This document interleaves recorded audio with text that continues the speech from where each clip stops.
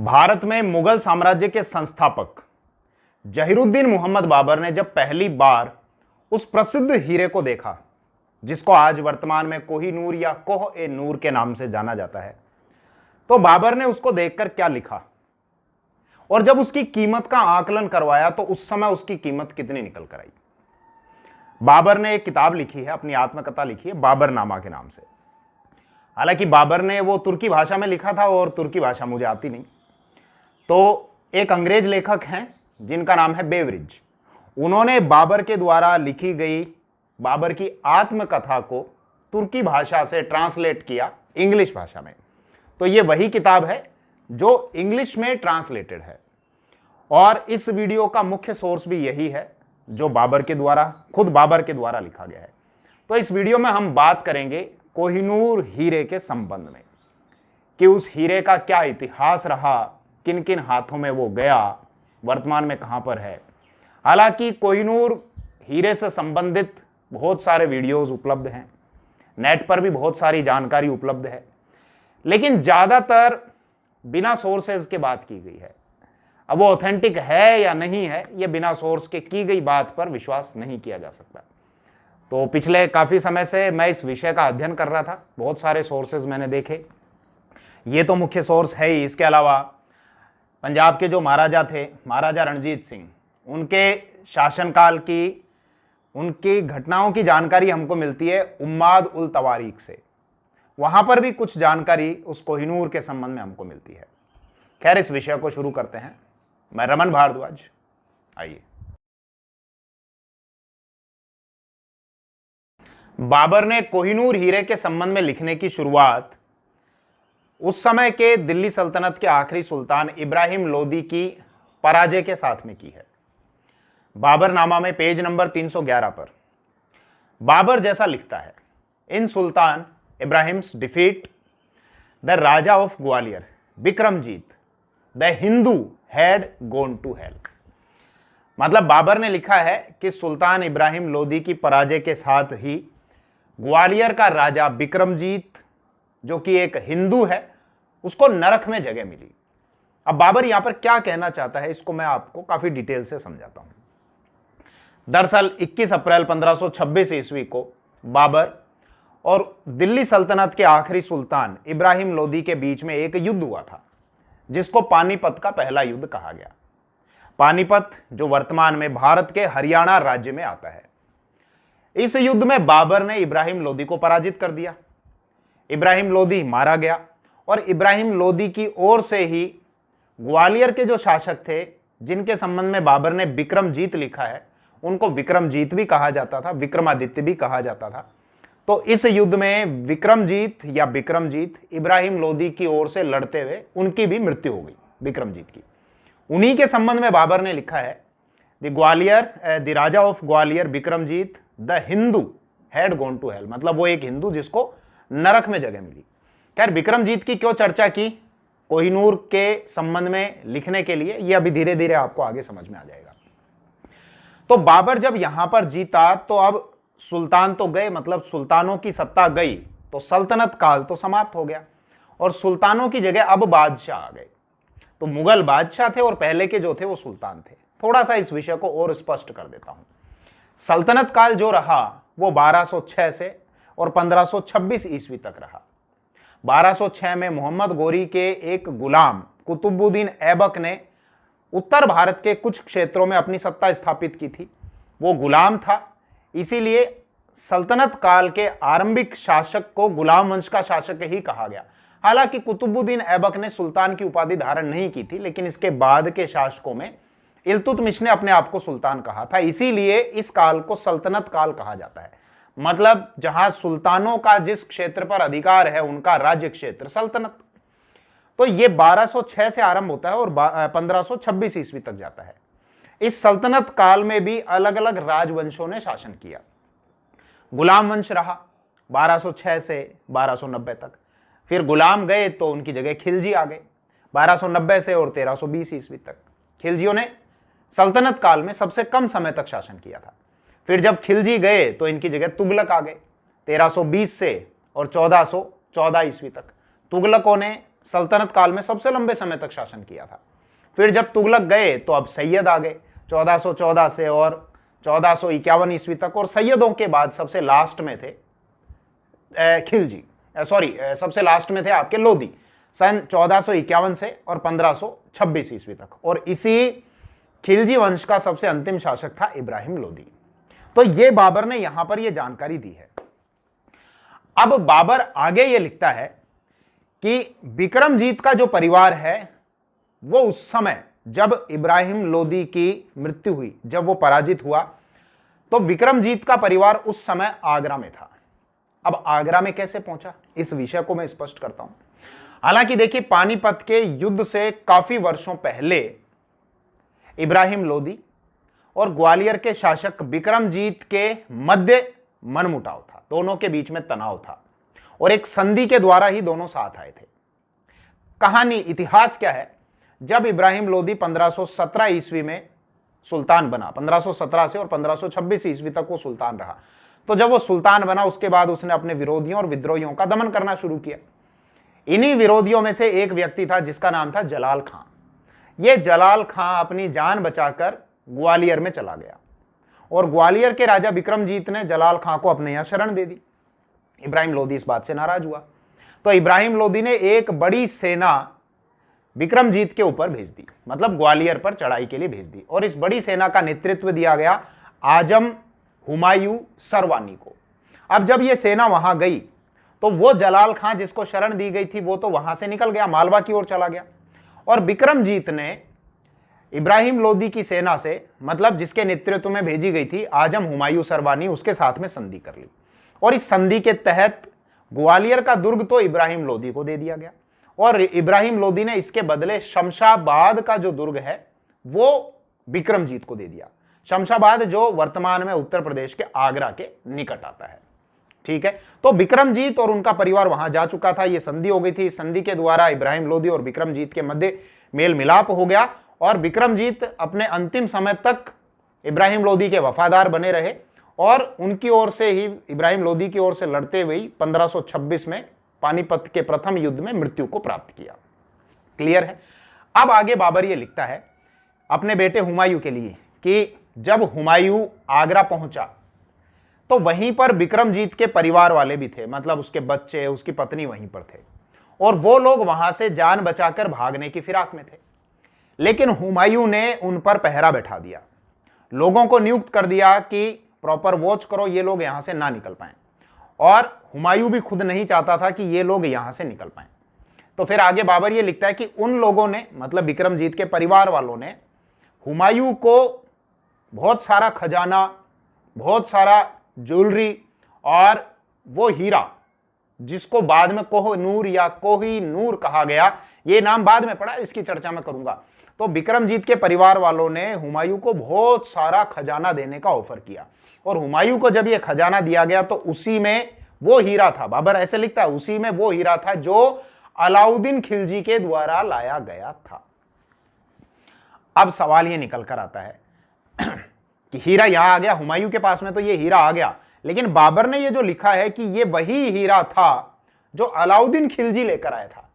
तो अलाउद्दीन खिलजी कहां से लेकर आया था, और जहां से अलाउद्दीन खिलजी लेकर आया था वहां पर कहां से आया, तो इसकी भी मैं थोड़ी सी चर्चा कर लेता हूं, और हमको फिर से थोड़ा फ्लैशबैक में चलना पड़ेगा। तो खिलजी वंश के शासनकाल की ओर चलते हैं। दिल्ली पर खिलजियों का शासनकाल रहा सन 1290 से 1320 ईस्वी तक। खिलजी वंश का पहला शासक था जलालुद्दीन खिलजी, जो अपने राजा को मारकर शासक बना था, और जलालुद्दीन खिलजी को उसके भतीजे अलाउद्दीन खिलजी ने मार दिया, वो अगला शासक बना। अलाउद्दीन खिलजी का शासनकाल रहा 1296 से 1316 ईस्वी तक का। अलाउद्दीन खिलजी का एक गुलाम था जिसका नाम था मलिक काफूर, और सन 1308-9 ईस्वी में अलाउद्दीन खिलजी ने अपने गुलाम मलिक काफूर को एक बड़ी सेना देकर वारंगल की ओर भेज दिया।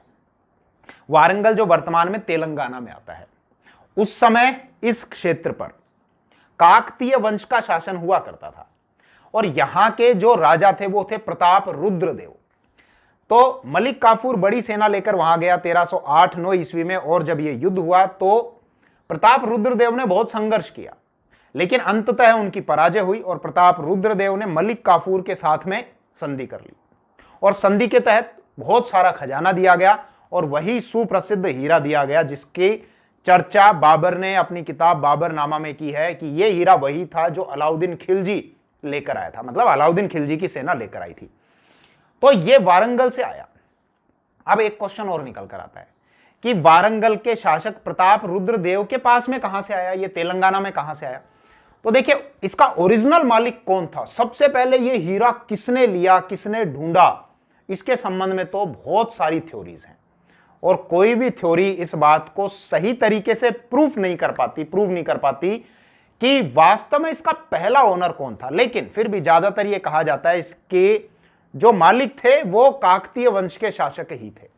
अब यह हीरा निकला कहां से, तो एक मैं चर्चा करता हूं एक व्यापारी की जिसने 1665 ईस्वी में भारत की यात्रा की थी। वो कीमती पत्थरों का व्यापारी था, मतलब मोती, माणक, मूंगे, हीरे वगैरह, ये जो कीमती है सब पत्थर ही हैं, इनका व्यापार करता था। फ्रांस का वो नागरिक था, फ्रांस का व्यापारी था। 1665 में वो भारत आया था। उसका नाम था टेवेर्नियर। तो टेवेर्नियर क्या लिखता है, जब वो कृष्णा नदी के क्षेत्र में गया, उस क्षेत्र में जो वर्तमान में तेलंगाना और आंध्र प्रदेश में आता है, तो वहां पर उस समय में 60,000 लोग खनन कार्य में लगे हुए थे, हीरे के खनन कार्य में लगे हुए थे। अब आप सोचो 1665 ईस्वी में अगर 60,000 लोग वहां से अपनी रोजी रोटी कमा रहे थे, तो उस हिस्से में, उस क्षेत्र में इस खनन कार्य को स्टेब्लिश हुए कितना टाइम हो गया होगा, कितने लोग वहां से अपनी रोजी रोटी कमा रहे थे। थोड़ा सा इस विषय की मैं और चर्चा कर लेता हूं। तेलंगाना और आंध्र प्रदेश का ये जो क्षेत्र है, जो कृष्णा नदी के किनारे आता है, एक वहां पर खान है कोल्लूर के क्षेत्र में। कोल्लूर वर्तमान में आता है आंध्र प्रदेश में। तो वहीं से बताया जाता है कि यह सुप्रसिद्ध कोहिनूर हीरा वहां से निकला था, कोल्लूर की खान से। लेकिन इसको गोलकोंडा डायमंड कहा जाता है। क्यों कहा जाता है? गोलकोंडा तो वर्तमान में आता है तेलंगाना में, जबकि कोल्लूर की खान है आंध्र प्रदेश में। गोलकोंडा दरअसल जो ये ट्रेड रूट था, व्यापार जो मार्ग था, इस ट्रेड रूट पर आता था। इसलिए आसपास के क्षेत्र से जहां भी हीरे का खनन हुआ करता था वो सारा गोलकोंडा में आता था और फिर इसके बाद आगे ये ट्रांसपोर्ट कर दिया जाता था और मुख्य रूप से यूरोप के जो लोग हैं वो इस हीरे को खरीदते थे। पूरे विश्व में गोलकोंडा के नाम से ये हीरा बेचा जाता था। लेकिन सन 1726 ईस्वी में जब ब्राजील में हीरे का खनन होने लगा, तो उसके बाद से गोलकोंडा डायमंड जो था इसमें निरंतर रूप से गिरावट आती चली गई। हालांकि इसकी डिमांड कम नहीं हुई थी, लेकिन फिर भी इसमें गिरावट आती चली गई। क्यों? उसका कारण है प्रतिस्पर्धा। थोड़ा सा समझना, ब्राजील का जो डायमंड था वो इतनी अच्छी क्वालिटी का नहीं था जितनी अच्छी क्वालिटी का ये गोलकोंडा का डायमंड हुआ करता था। तो व्यापारियों ने क्या किया, पुर्तगाली व्यापारियों ने ये ब्राजील के उस हीरे को लाते इंडिया में और इंडिया से फिर ये एक्सपोर्ट करते उसको यूरोप में। इंडिया से एक्सपोर्ट करने का मतलब ये उस हीरे को, ब्राजील के उस हीरे को गोलकोंडा डायमंड बताकर बेचा करते थे। तो इसकी वजह से ब्राजील का हीरा तो बिकता था गोलकोंडा के नाम से और जो ओरिजिनल गोलकोंडा का जो हीरा था वो वहीं पर रह जाता था, उसकी डिमांड कम होती चली गई। तो इस कंपटीशन की वजह से, इस पैदा किए गए कंपटीशन की वजह से ये व्यापार धीरे धीरे धीरे कम होता चला गया। हालांकि हीरे का खनन बहुत पहले से होता है हमारे यहां पर, ईसा पूर्व से, मतलब जब ईसा मसीह का जन्म नहीं हुआ था उसके पहले से। कौटिल्य के द्वारा एक किताब लिखी गई है, कौटिल्य जिनको चाणक्य भी कहते हैं, उन्होंने किताब लिखी अर्थशास्त्र। उस अर्थशास्त्र में भी हमको जानकारी मिलती है कि भारत में हीरे का खनन ईसा पूर्व से होता आया है। लेकिन अगर वर्तमान समय की बात करें तो आज के समय भारत में इतना हीरे का खनन नहीं होता। एक रिपोर्ट है ब्रिटिश जियोलॉजिकल सर्वे की, उसमें तो ये बताया गया 2009 से 2013 के बीच में भारत में जितना हीरे का खनन हुआ वो पूरे विश्व में जो खनन हुआ है उसका 1% के 10वें हिस्से से भी कम है। तो वर्तमान में तो खनन ना के बराबर होता है, लेकिन प्राचीन काल में पूरे विश्व में हीरे का एकमात्र अगर कहीं पर खनन होता था तो वो भारत में होता था। और ये सारी बातें इस बात को प्रूव करती हैं कि कोहिनूर का जो खनन है वो भारत में ही हुआ था और संभवतः ये कोल्लूर की खान से ही निकला था। जब ये निकला था उस समय इसकी साइज बहुत बड़ी थी, लगभग 38 ग्राम के आसपास इसका वेट था, लेकिन आज तो काट छांट के 21 ग्राम के आसपास इसका वेट कर दिया गया है। खैर वापस हम अपने विषय पर आते हैं। तो बाबर ने ये जो बात लिखी कि संभवतः ये वही हीरा है जो अलाउद्दीन खिलजी लेकर आया था। तो ये पूरी बात आपको समझ में आ गई। अब आगे बाबर ये लिखता है कि ये हीरा मुझे हुमायूं ने ऑफर किया और मैंने वापस ये हीरा हुमायूं को ही दे दिया कि तुम ही रख लो इस हीरे को। लेकिन बाबर ने लिखा है कि मैंने इसकी कीमत निकलवाई, और बहुत सारे जो कीमत निकालने वाले जो लोग थे, जब उन्होंने इसकी कीमत का आकलन किया तो उस समय इसकी कीमत इतनी थी कि पूरे विश्व के जितने भी लोग हैं वो इस हीरे की कीमत में 2.5 दिन तक भोजन कर सकते थे। इतनी कीमत इसकी निकल कर आई थी। हालांकि इसकी कीमत के संबंध में एक महिला वफा बेगम, जो अहमद शाह दुर्रानी के पोते की वाइफ थी, उसने ये कहा है कि एक कोई ऐसा व्यक्ति लो जो बहुत ताकतवर व्यक्ति हो और उसको कहो चारों दिशाओं में पत्थर फेंक दे। एक पत्थर पूर्व में, एक पत्थर पश्चिम में, उत्तर में और दक्षिण में, और एक पत्थर ऊपर फेंक दे पूरी ताकत लगाकर। और इन पत्थरों को फेंकने से जो स्पेस क्रिएट हो जाएगा, जो जगह क्रिएट हो जाएगी, यदि उस पूरी जगह को सोने से भर दिया जाए तो भी उस पूरे सोने की कीमत इतनी नहीं है जितनी इस कोहिनूर की कीमत है। अब एक क्वेश्चन थोड़ा सा हम और अपने दिमाग में उत्पन्न करते हैं कि बाबर ने कहीं पर भी इस हीरे का नाम कोहिनूर नहीं रखा, लिखा नहीं कहीं पर भी कोहिनूर, लेकिन बात बाबर उसी हीरे की कर रहा है जिसको बाद में कोहिनूर कहा गया। तो ये कोहिनूर फिर कब अस्तित्व में आया, ये नाम किसने दिया? तो इसके लिए हमको थोड़ा सा अब और आगे की ओर चलना पड़ेगा। हुमायूं के पास में तो आ ही गया, और इन्हीं के वंशजों में आगे चलकर एक मुगल शासक बना था जिसका नाम था मोहम्मद शाह रंगीला। वो सन 1719 से और 1748 ईस्वी तक मुगल शासक रहा था। इसी के शासनकाल के दौरान ईरान के शासक ने, ईरान का शासक था नादिर शाह, उसको ईरान का नेपोलियन भी कहा जाता है, तो उसी नादिर शाह ने 1739 ईस्वी में भारत पर आक्रमण कर दिया। और 1739 ईस्वी में, फरवरी 1739 ईस्वी में एक युद्ध हुआ जिसको करनाल का युद्ध कहा जाता है। उस युद्ध में नादिर शाह जीत गया और मोहम्मद शाह रंगीला की सेना हार गई। जीतने के बाद नादिर शाह दिल्ली में प्रवेश कर गया। दिल्ली में उसका प्रवेश हुआ मार्च अप्रैल के महीने के आसपास में।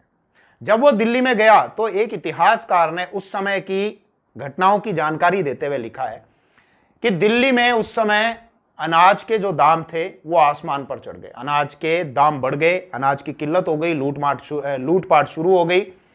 नादिर शाह की सेना ने लोगों का कत्लेआम किया दिल्ली में और 20 से 30 हजार लोगों को मार दिया गया।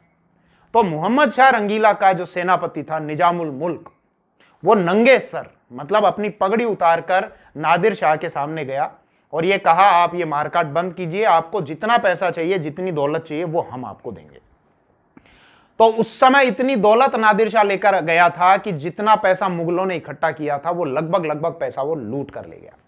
नादिर शाह ने डिमांड की कि मुझे 100 करोड़ की रकम चाहिए। तो उस रकम को इकट्ठा करने के लिए मुगल शासक ने उस समय अपनी ही जनता को लूटा, और लूटने के बाद ये रकम इकट्ठी की गई और नादिर शाह को ये रकम दी गई।